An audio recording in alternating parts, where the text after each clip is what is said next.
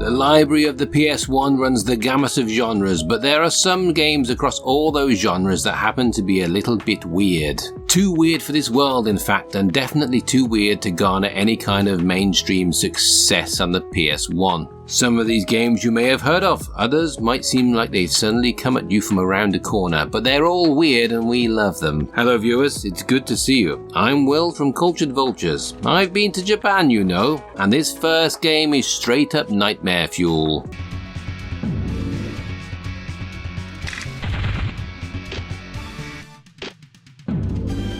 The name Screaming Mad George might not be immediately familiar to the majority of people, but you're likely that you're familiar in some way with this guy's work. Real name Georgie Tani, Screaming Mad George made a name for himself in the late 70s and 80s as part of punk band The Mad, but not for the music. The band's videos would feature a healthy smattering of gory visual effects, something that would catch the eye of Hollywood and help Screaming Mad George achieve some work in the film industry. His special effects credits would include Big Trouble in Little China, Predator, A Nightmare on Elm Street 3 and 4, and Tales from the Hood. However, George also dipped his toe into the world of video games in 1998 with Screaming Mad George's Paranoiascape, and the results were, well, they were certainly something. Far from being an Among Us spin-off of Everscape, Paranoiascape was released in Japan only in 1998 and is a first-person pinball game of all things. While you're not given the ball's point of view, thankfully, because my tummy already hurts enough after eating a Baby Bell at my age, you're essentially playing from behind the flippers, trying to keep the ball in play while various enemies and threats try to kill you. It's already a bonkers premise for a game, but what really makes Paranoiascape such a weird game is the influence of Screaming Mad George himself, the horror elements. George is best known for his anti-realism approach to special effects, so the game is filled with some of the most grotesque enemies, environments and overall design ever seen in games. There's more screaming mouths attached to floors, walls and ceilings than your average panel of Berserk, and that's certainly saying something.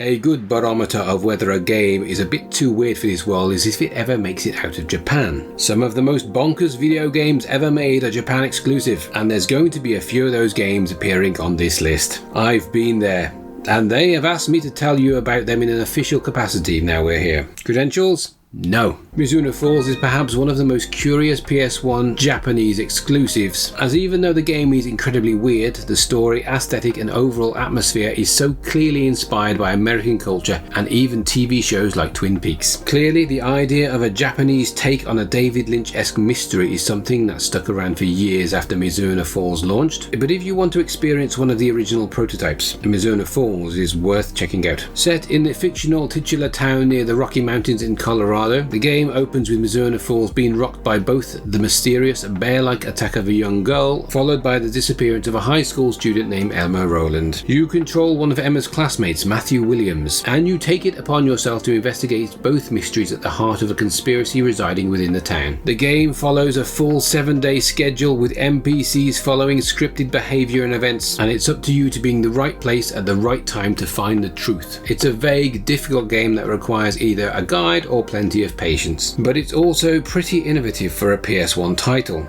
It feels a bit like Shenmue, but if Shenmue was made by Noel Fielding. If you're interested, there is a fan translation out there so you can experience Mizuno Falls in English too.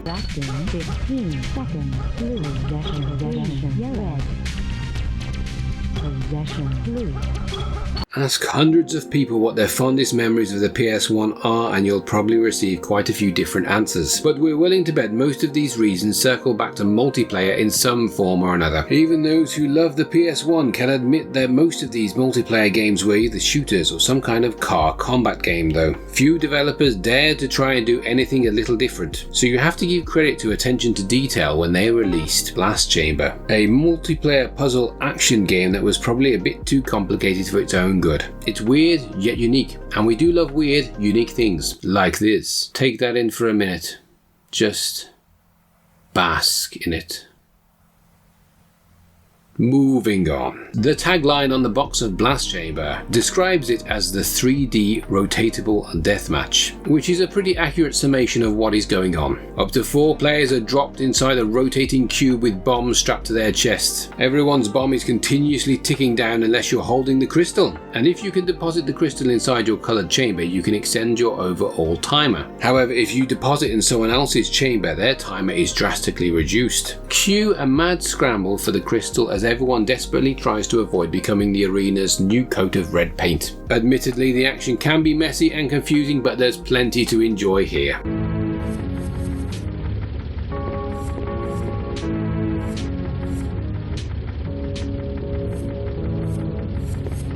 Frozone Falls absolutely broke new ground by offering a 3D open-world adventure game on the PS1, years before Grand Theft Auto 3 would be the most successful PS2 game ever made. But this was far from the only example. Granted, the one we're talking about today also never made it out of Japan, but Germ's Naraweta Machi is arguably even bigger in scope and scale than Frozone Falls. Instead of being set in a sleepy Colorado town, Germs plants players in the middle of a possible body snatching situation happening in a bustling city. Well, as bustling as the PS1 could handle anyway. But Germs' oddball characters and choice of game mechanics also make it one of the weirdest PS1 games you can play. A first-person game, you control a newspaper journalist in a city when reports start trickling in of strange lights in a nearby forest and potential mutant sightings in the area. Because this clearly isn't a situation for the authorities, it's on you to speak to the townsfolk, gather information, and, when the need arises, put the mutants down. The characters themselves are all ripped straight out of a Lynch tale, while the body horror on display would make Cronenberg proud. Perhaps the weirdest and best feature about the game is the fact that it doesn't end when you get taken down by the mutants. Instead of restarting from a save point, you wake up outside the city as a mutant, where you can either go to the hospital for a cure, or start running amok within the city, kind of like a precursor to Resi Outbreak, sort of. Sometimes it's just good to be bad.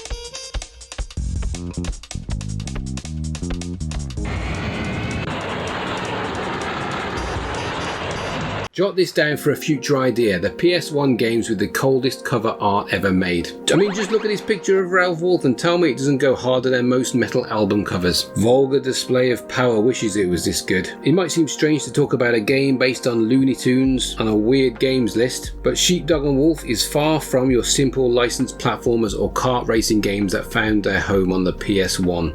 Instead, Sheepdog and Wolf, also known as Looney Tunes Sheep Raider in America, a truly terrible name, tough luck America, shone a spotlight on 2 Looney Tunes characters that were often overlooked in recent years. Ralph Wolf and Sam Sheepdog are locked in an internal conflict over some precious sheep. While not really that eternal, they're both on the clock after all. Sheepdog and Wolf takes their rivalry to the virtual world, as Daffy Duck basically plonks the 2 of them in a game show to see if Ralph is finally capable of stealing some damn sheep. Playing out like a Looney Tunes crossover with Metal Gear Solid, you'll have to navigate various levels, avoiding Sam while trying to steal and lure as many sheep as possible. Because this is a Looney Tunes game, and because Ralph Wolf bears more than just a passing resemblance to a fellow animal chaser Wile E. Coyote, Ralph can employ a variety of Acme gadgets and tools to get one over on both the sheep and Sam. Perhaps what makes Sheepdog and Wolf so weird looking back is the fact that it feels like no company is ever going to be this experimental and goofy with its IP ever again, and that's a shame. How else are we going to get such hidden bangers? There's simply not enough dicking around in game design these days.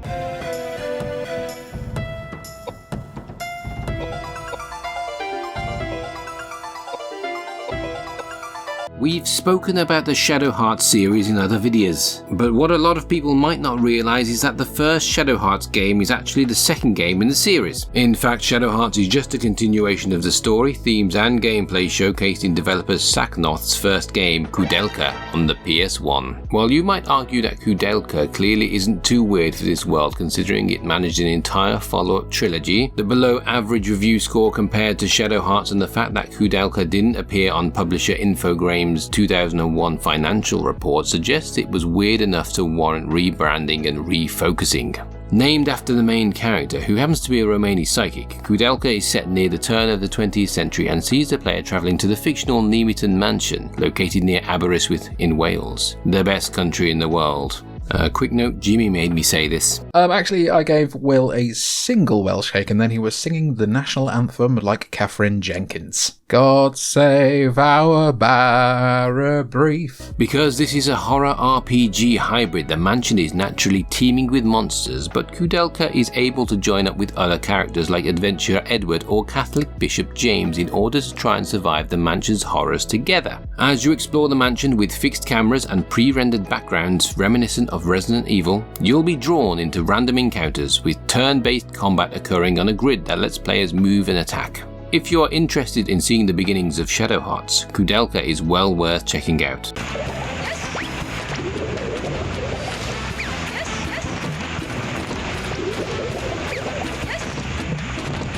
Incredible Crisis is about as weird games get, and the opposite of a crisis. An incredible party, an incredible backrub while you eat mini tubes of Pringles. A precursor to games like WarioWare, Incredible Crisis is basically a story-driven collection of minigames, each one telling the story of how 4 members of a working-class Japanese family are desperately trying to get home for their grandmother Hetsu's birthday. It's like a giant Coen Brothers farce dialed up to 11 though. Certain forces conspire to block the Tanamatsuri family from making it home, whether it's giant boulders smashing through buildings, exploding bombs, UFOs, massive toy bears, shrink rays, or a poor, helpless boatman who has nearly sunk his boat on 3 separate occasions. 3!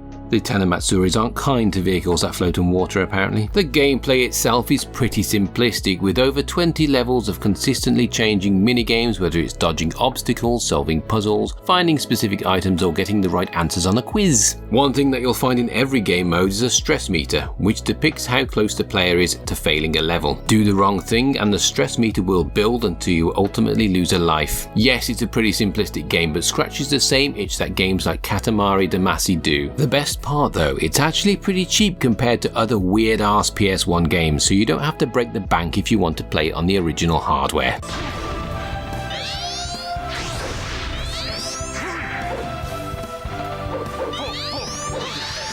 Sometimes all you need to do is look at a game's name and know why it didn't become an immediate success. Let's take Soul Calibur for instance. In name alone you've got references to the supernatural and weapons, both of which describe its demonic, weapon-based fighting game shtick. Meanwhile, you look at Distraga and the only reactions you have are, "Isn't this meant to be a Final Fantasy spell? What information are you supposed to glean from that?"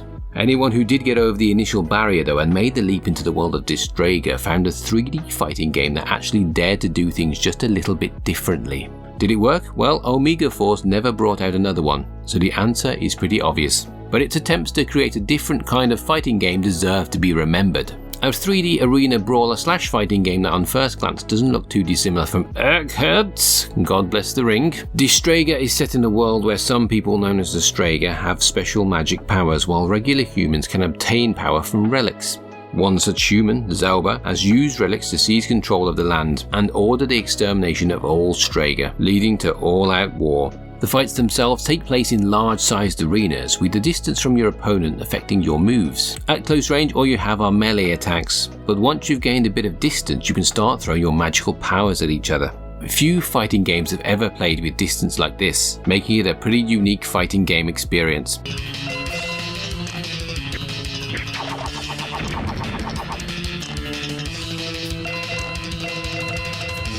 Do you remember how earlier on we talked about how the sheepdog and wolf box art went hard? Well, the box art for Spider, the video game, may have traumatized some kids when they saw it in their local Woolworths. Those who were able to actually suppress their arachnophobia and actually start playing Spider found a 2.5D platformer that's not about sitting in the corner of dusty living rooms, waiting to scare hapless people going about their day. No, Spider is a lot more bonkers than that. You control a skilled scientist by the name of Dr. Michael Kelly, no relation to 90s television star Matthew Kelly, and Dr. Kelly is working on a device that can transplant your mind into cybernetic insects. Clearly, Kelly moonlights as a fortune teller in his spare time, as one night on the job he's shot and killed with his body abducted, but not before he can transfer his mind into the body of a cybernetic spider. Gifted with 6 extra legs but cursed to be a spider. God, I hate spider curses. Michael must use his new abilities to crawl through the labs and eventually the wider city in order to stop rival rival company Microtech from stealing all his technology. A 2.5D game, you're given all the powers a spider would have to navigate the game's various obstacles, from crawling on walls and ceilings to the ability to dangle from a silk thread. Fortunately for Michael, he's also sought to improve the spider existence before his untimely brain transfer, so you can swap your mechanical legs for some new weapons, making you more deadly against the game's various bosses. If this doesn't sound weird enough for you, the final boss is a brain in a jar who orchestrated the whole thing. What would Nixon think?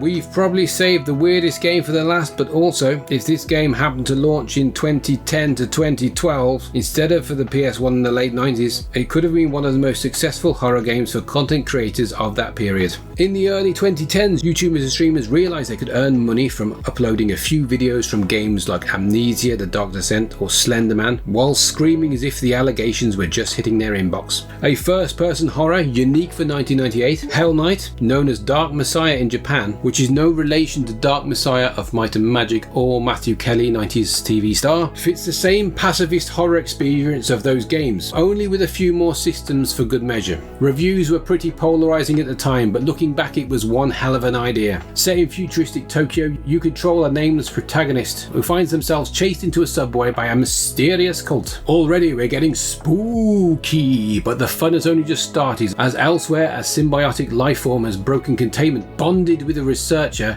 and created a zombie-like creature. The protagonist's train is then derailed by the creature, forcing the player and their companion Naomi to run for their lives into the sewers, discovering a self-sustaining society called the Mesh. Meanwhile, the monster, referred to as the Hybrid, is closing in on its new prey. The Hybrid is the only monster in the whole game, but all attempts to fight it will end in you and your companion dying horribly, meaning you need to be smart and use your companion's abilities to figure out a way to survive. Imagine if Nemesis looked a bit like Freezer and have the right idea. And that is our list. I hope you enjoyed all these weird games. The PS1 was a haven for weird games. Developers truly had the time to create something very strange, and we just don't get that anymore. But did your favourite weird game not make it on the list? Then why not let us know in the comments down below. We'd love to hear from you.